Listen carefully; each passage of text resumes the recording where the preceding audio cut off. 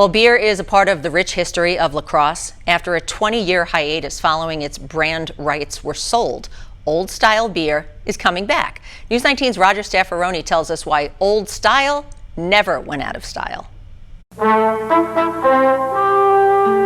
This is God's country. Call it vintage, call it classic. Old Style is coming home.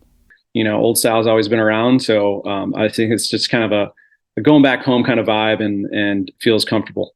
Old Style has been around.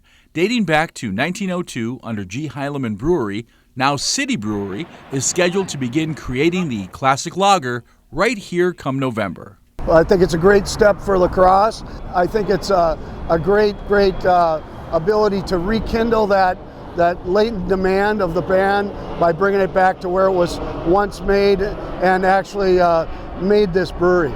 The once famously Croissant God's country beverage, and after all of these years, still a beacon for many local bars.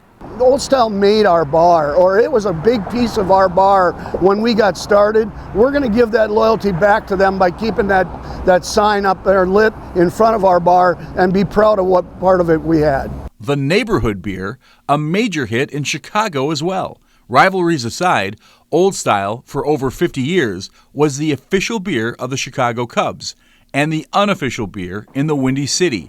Plenty of Old Style for everyone. And then it took up some steam when it got really recognized in Chicago, and so it kind of took off there. And when they opened a beer in Chicago, they felt like they were in God's country. In a world of craft brews, seltzers, and hard lemonades, Old Style abides. So I think what people are just getting to the point of is like, hey, can we just have a simple lager to go back to, you know? As you wish.